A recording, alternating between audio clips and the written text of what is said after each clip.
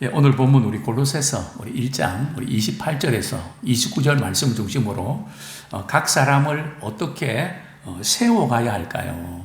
라는 제목으로 우리 함께 은혜를 나누기를 원합니다. 제가 목회를 하면서 참 놓쳤던 부분들이 여러 가지 많이 있는데 그 중에 참 아쉬운 부분이 있습니다. 어떤가 하면 일단 초신자가 교회를 나오면 이렇게 적응을 이렇게 하게 되는데요. 초신자이기 때문에 성경을 잘 모르고 성경 공부를 하자고 하면 좀 부담도 느낄 것 같고 그래서 좀 이렇게 뜸을 들인다는 게 뜸을 너무 들여갖고 일단 교회 생활을 2년, 3년 하다 보면 그때 말씀 공부하고 이렇게 하려고 그러면 뭐 좀 안다고 말이죠. 이렇게 꾀를 부리고 피하거든요. 근데 그런 신앙의 템포가 10년, 20년 그냥 흘러갑니다. 그래서 성경에 보면 우리가 이스라엘 백성들이 애굽에서 나와서 또 시내산에서 하나님 말씀을 받을 때 말이죠. 그때 시점이 12개월, 11개월 조금 넘거든요. 그러니까 한 1년 어간에 말씀을 배워가고 하나님 알아가는 거기에 힘쓰지 아니하면 그 다음부터는 이렇게 교회 일한다고 봉사한다고 물론 그게 필요 없다는 게 아니고요. 말씀에 이렇게 굳게 서서 믿음 생활해야 되는데 그냥 교회 습관 따라서 뭐 다른 사람도 뭐 아무개 집사님도 권사님도 그렇게 하는데 그냥 나도 그 정도 수준으로 끝난단 말이죠. 오늘 본문 우리 골로새서 1장 28절 29절은 바로 그 말씀입니다. 우리가 그를 전파하여 각 사람을 권하고 모든 지혜로 각 사람을 가르치면 각 사람을 그리스도 안에서 완전한 자로 세우려 함이니. 자, 당시의 영지주의자들은 어떤 특별한 사람만이 영적인 지식도 갖게 되고 신비한 체험도 하게 된다. 그래서 특별한 은혜는 특별한 사람에게 국한을 시켰습니다. 근데 오늘 본문에서 제가 이렇게 길을 가면서도 이렇게 말씀을 묵상하면서 제게 꽂혔던 말씀이 각 사람을, 그죠? 28절 보면 각 사람을 권하고 각 사람을 가르치면 각 사람을 그리스도 안에서 완전한 새로 세우려 함이라. 여기 각 사람은 어떤 사람인가 하면 목회자나 우리 선교사님들 뭐 특별히 이렇게 많이 배운 사람들 가르치는 것이 아니라 믿는 모든 그리스도인을 가르칩니다. 그러니까 우리는 그저 교회 가자 이렇게 해놓고 말이죠. 교회에 이제 이렇게 몇 번 참석하고 또 이렇게 또 1년 다니고 그러면 내 역할을 다 했다고 하지만 그게 아닙니다. 어디까지 가야 되는가 하면은 각 사람을 완전한 자로 세워가는 그때까지 우리가 계속해서 케어해주고 또 예를 들면 아무개 집사님, 아무개 성도님 성경 공부를 하게 하고 싶은데 혼자는 좀 그렇단 말이죠. 그럴 때는 나는 안 해도 되지만 같이 많이 붙어서 그분을 위해서 같이 배우는 겁니다. 그래서 그 사람이 이렇게 말씀을 세워갈 수 있도록 그게 오늘 본문에 주신 말씀이거든요. 우리가 그를 전파하여. 전파는 우리의 복음을 전하는 거거든요. 또 그 다음에 각 사람을 권하고, 그죠? 또 그리고 모든 지혜로 각 사람을 가르치면 그래서 완전한 자로 세워가는 거거든요. 즉 전도와 양육과 일꾼의 이 선순환. 전도에서 교회는 나오는데 양육 과정이 빠져버려서 늘 그냥 어린아이 같은 신앙생활. 그리고 일꾼이 돼야 되는데 구경꾼이 되는. 근데 이 모든 것이 다른 데 있는 것이 아니라 참 우리 신앙 안에서 이렇게 잘 세워져 가야 되는데 이 부분을 우리가 놓치지 않았나 하는 부분을 우리가 돌아보게 됩니다. 그래서 우리의 목표는 말이죠. 암흑의 전도해서 교회 나가주는 그 정도에 끝나지 말고 말이죠. 각 사람을 우리가 완전한 자로 세워져 가는 그 단계까지 우리가 나가기 원합니다. 아마 이런 말씀 드릴 때, 목사님, 저도 완전한 자로 세워지지 못하는데 누가 제가 다른 사람을 완전한 자로 나갈 수가 있겠습니까? 여기 완전한 자로 세워 나간다는 의미가 뭔지 우리 조금 후에 가르쳐 드리겠는데요. 우리가 이 목표를 거기다 둬야 됩니다. 우리 자녀들을 완전한 자로 세워가는 부모가 되기 원합니다. 또 우리 목장에서 이렇게 또 우리 전도 제자들을 목표를 거기다 세워야 됩니다. 자, 다시 한번 좀 우리 자세히 좀 말씀을 우리 같이 나누도록 하겠는데요. 바울은 누구를 전파했을까요? 당시의 거짓 교사들은 다른 들 열심히 봉사하고 막 그렇게 일을 많이 하는데 그들은 자기 자신을 높이고요. 내가 이런 일을 이만큼 했다고 하는 그것을 자꾸 이렇게 알리는 그런데 마음 빼앗겼었습니다. 그래서 그거 안 알아주면 그만 시험 들고 낙심하는. 근데 바울은 무엇을 전파합니까? 우리 고린도후서 4장 5절 한번 찾아보겠습니다. 정말 우리가 이렇게 전파하고 관심을 가져야 될 부분이 뭘까요? 고린도전서 우리 4장, 고린도후서 죄송합니다. 고린도후서 4장 8절 같이 읽겠습니다. 시작. 잠깐만요. 아닌데요. 제가 고린도 전서가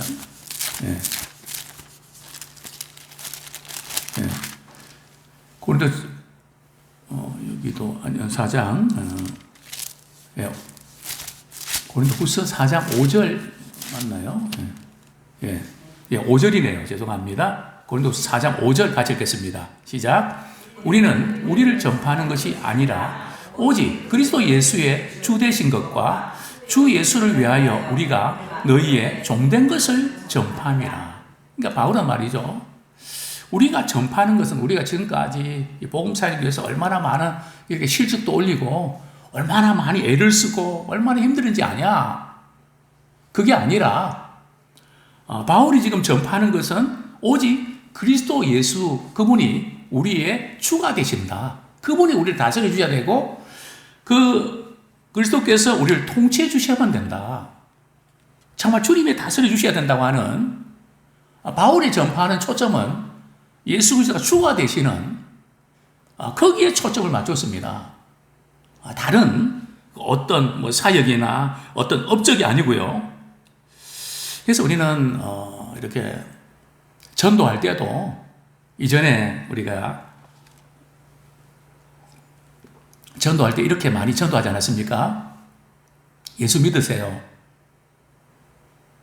예수 믿고 뭐 하더라고요? 복 받으세요. 예수 믿고 병 고침 받으세요. 또 예수 믿고 잘 되세요. 이런 이렇게 전도법이 틀린 것은 아닙니다. 전도에 무슨 맞고 틀리는 게 어디 있겠습니까? 그러나 우리가 이게 우리 전도할 때에 그 핵심은 우리 예수님을 믿고 사실은 구원받는 것입니다. 그 영혼이 거듭나는 데 있거든요.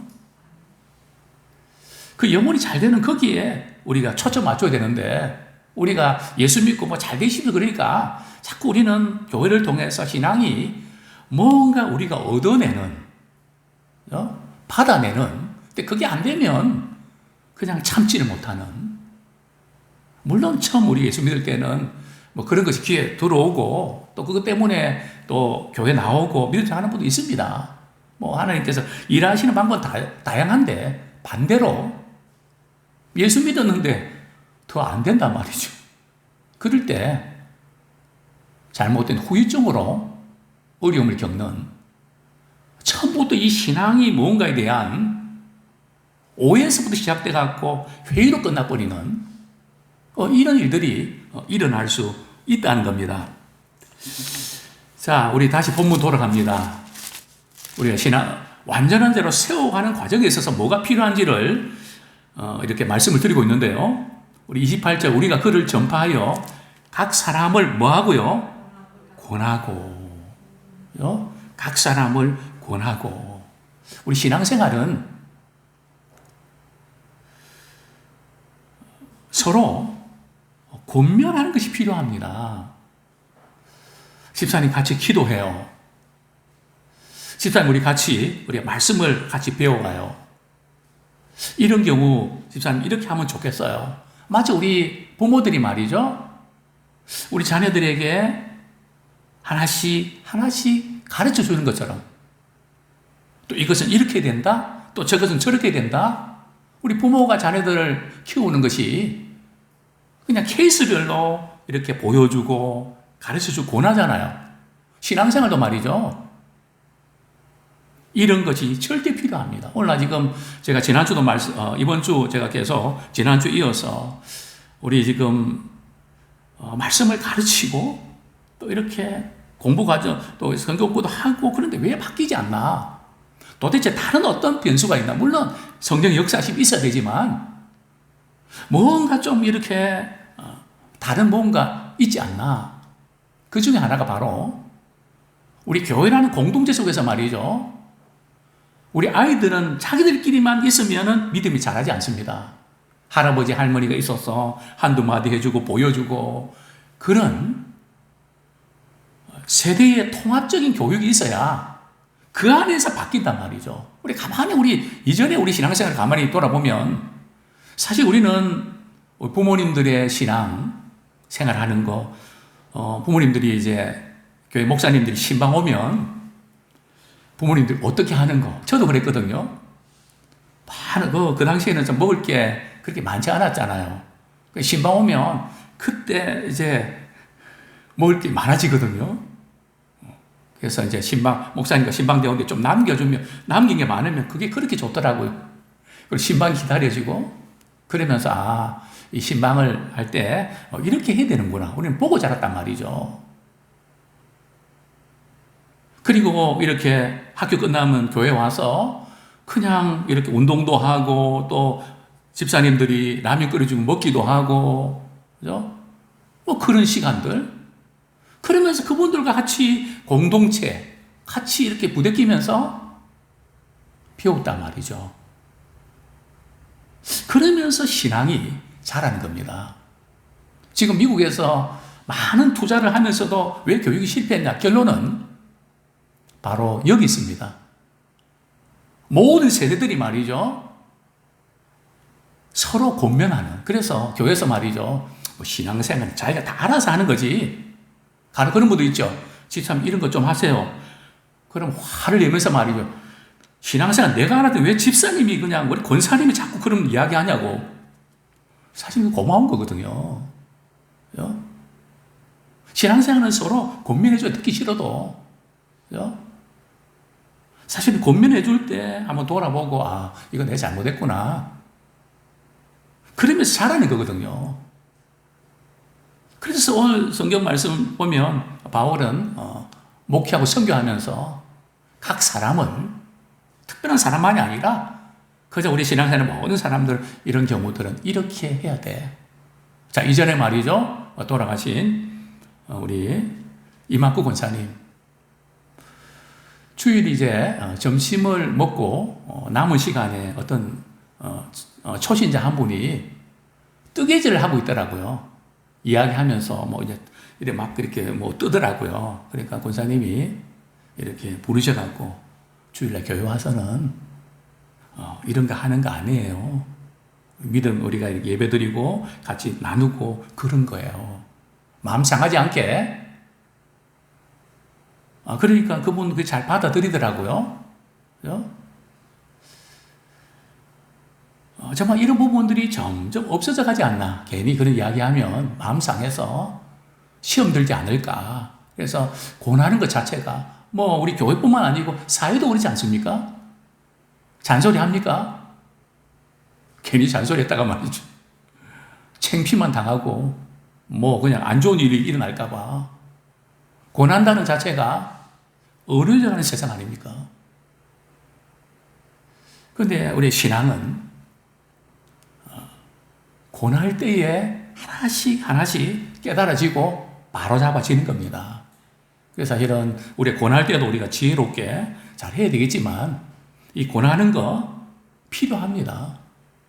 그래서 참 때로는 책망이 말이죠.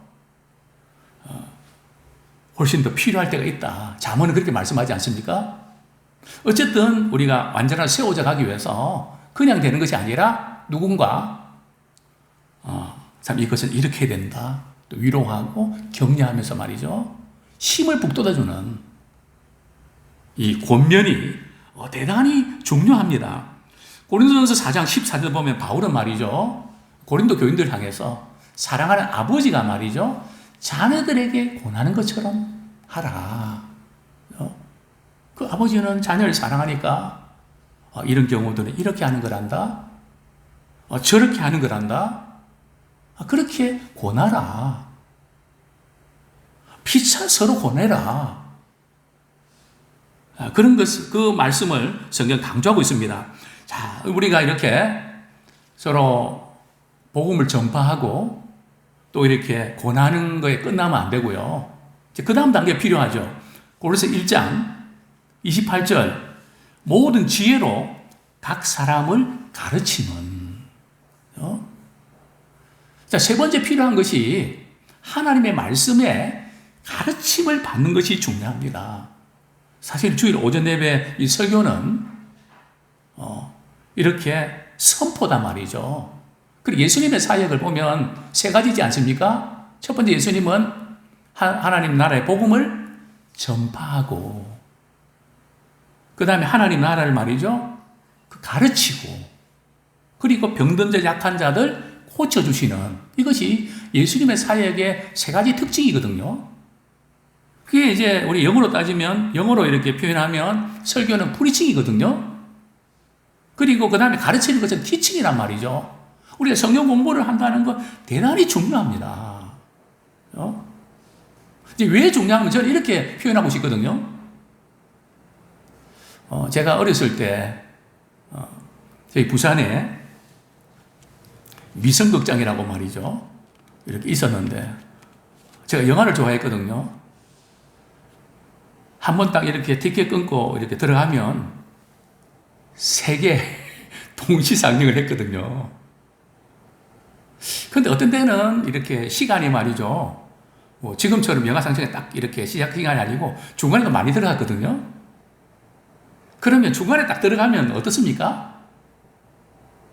끝날 때까지 말이에요. 주인공이 헷갈려갖고 전체 스토리가 안 잡힌단 말이죠. 그러니까 하나님의 말씀을 체계적으로 배우지 아니하면 이게 골격이 안 잡혀서 주일날 설교 들을 때도 그래서 설교 말씀 들을 때에 차이가 납니다. 평소에 하나님의 말씀을 아는 분들은 내가 알고 있는 말씀과 설교를 통해 들려주는 말씀이 연결됩니다. 그러면서 하나씩 그래서 그런 거구나 그래서 그런 거구나 깨달아진단 말이죠. 근데 연결이 안 되고 뭐지 하고 말이죠. 멍하게 있다가 끝난단 말이죠. 그러면 신앙이 자라질 않죠. 그래서 이 신앙의 골격을 세우는데 체계적인 말씀 공부가 대단히 중요합니다. 그래서 이 지금 부분에서 하나님의 말씀을 가르치고 자, 그 다음에 그리스도 안에서 완전한 자로 세우려 합니다. 어떻게 그리스도 안에서 완전한 자가 될 수 있을까요? 여기 완전한 자라는 의미가 뭘까요? 우리는 우리 스스로 우리 아무리 애를 쓰고 의지적으로 결단하고 최선 다해도 우리 힘으로 완전한 자로 세워질 수 있는 것은 아닙니다. 성경 말씀합니다. 어디 안에서요? 그리스도 안에서. 주 안에 있네. 우리 주님 안에 있을 때 우리 신앙이 성장합니다. 그런데 여기서 완전한 자라는 의미는 참 어떻게 표현을 할까? 자, 우리는 이 완전한 자로 세우려 함이라 이렇게 할 때, 나하고는 좀 거리가 먼 말씀이다. 이렇게 생각할 수 있거든요. 사람이 어떻게 완전한 자가 될 수 있어? 상당히 참 우리는, 내가 예수님도 아니고 어떻게 완전한 자가 될 수 있어? 포기하거나 나와는 거리가 먼 것처럼 생각하거든요. 근데 성경에서 이 완전한 자라는 의미, 물론 어떤 분들은 이 완전하다는 의미는 뭐 결점이 없고 문제가 없는 정말 이렇게 퍼펙트한 뭐 그런 단계가 아니라 성숙한. 근데 성숙하다는 그 단어도 좀 모호합니다. 뭐 어느 정도가 성숙한가? 뭐 이름이 성숙이면 되는가? 성숙이 어느 단계까지인가? 그래서 제가 성경에서 완전한 자라는 의미는 어떤 의미로 쓰였을까? 좀 말씀을 찾아보니까 이런 사실을 발견하게 됐는데요. 우리 창세기 17장 1절. 창세기 17장 1절 말씀 보겠습니다. 성경은 어떤 사람을 완전한 자라고 이렇게 말씀하고 있는가? 창세기 17장 우리 1절. 하나님께서 아브라함에 찾아오셔서 이렇게 말씀하시죠.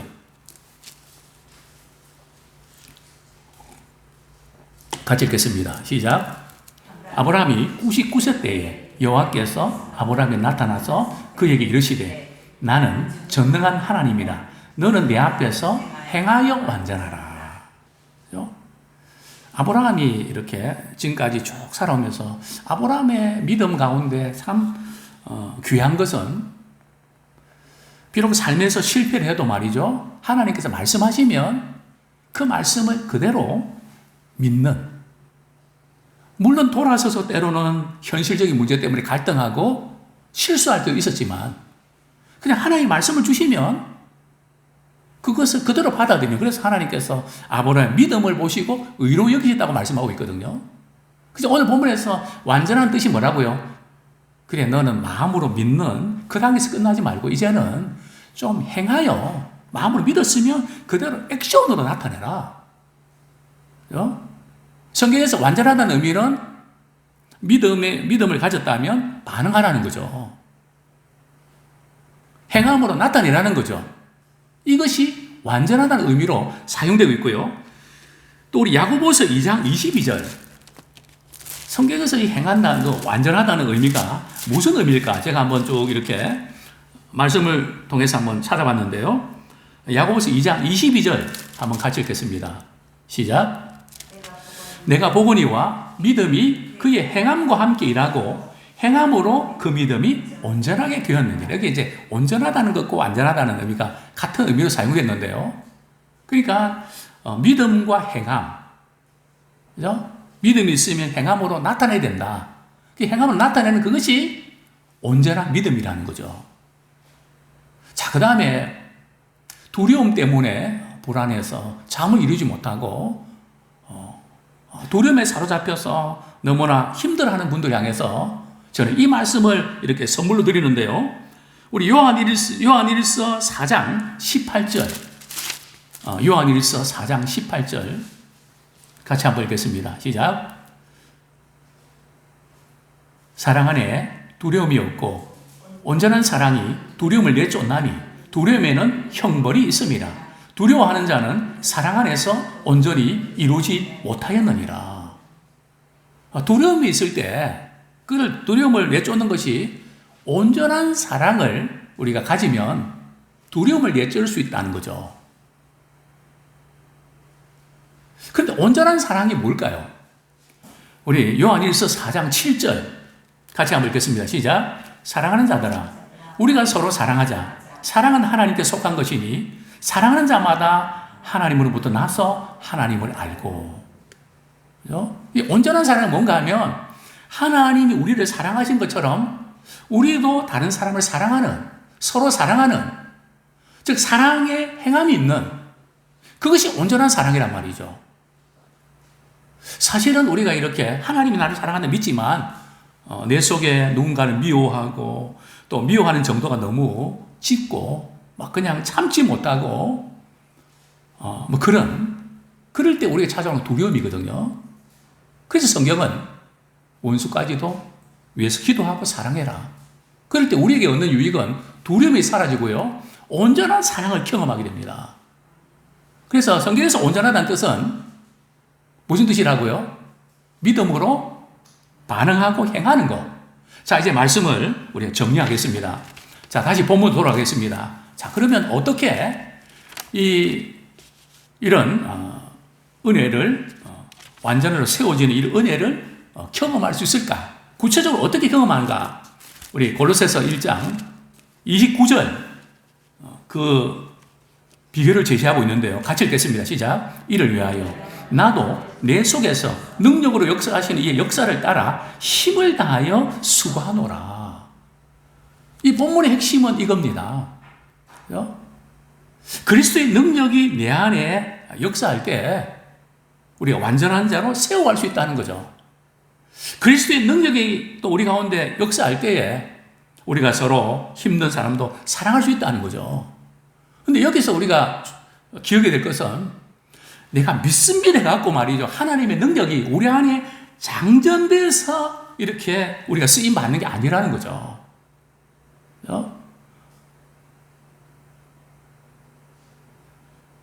그러면 어떻게 가능합니까? 우리가 주님의 말씀을 따라서 행할 때 말이죠. 그때 하나님의 능력이 나타납니다. 우리 속에 능력이 그냥 장전되어 있다가 배터리처럼 말이죠. 충전되어 있다가 그 능력이 나가는 게 아니고요. 우리가 주님의 말씀대로 나는 도저히 못하고 나는 할 수 없지만 주님 말씀하셨기 때문에 제가 그렇게 하겠습니다. 믿고 말이죠. 사랑을 실천하고 또 이해하고 용서할 때에 그때 하나님께서 그 일을 할 수 있는 힘을 주신다는 거죠. 그것이 하나님의 능력으로 나타납니다. 그래서 저는 나의 등 뒤에서 그 찬양 좋아합니다. 왜냐하면 일어나 걸어라. 가만히 죽치고 있으면 우리는 아무것도 할 수 없습니다. 정말 힘들고 지쳤지만 주님 저를 도와주세요. 그러면서 믿음으로 일어서서 우리 역할 감당할 때 그때 하나님께서 도우신단 말이죠. 그리스도의 능력과 하나님의 능력이 나타나는 것은 정말 이게 나타나야 우리 완전한 자를 세울 수 있는데요. 그럼 우리의 책임은 없냐? 아닙니다. 우리 믿음으로 일어나 걸어야 됩니다. 하나님의 능력은 우리가 행할 때 나타납니다. 아무쪼록 이런 각 사람이 완전한 자로 세워보자 하는 일에 먼저 우리가 세워지고 또 다른 사람이 그렇게 세워가는 일에 쓰임받기를 축원합니다.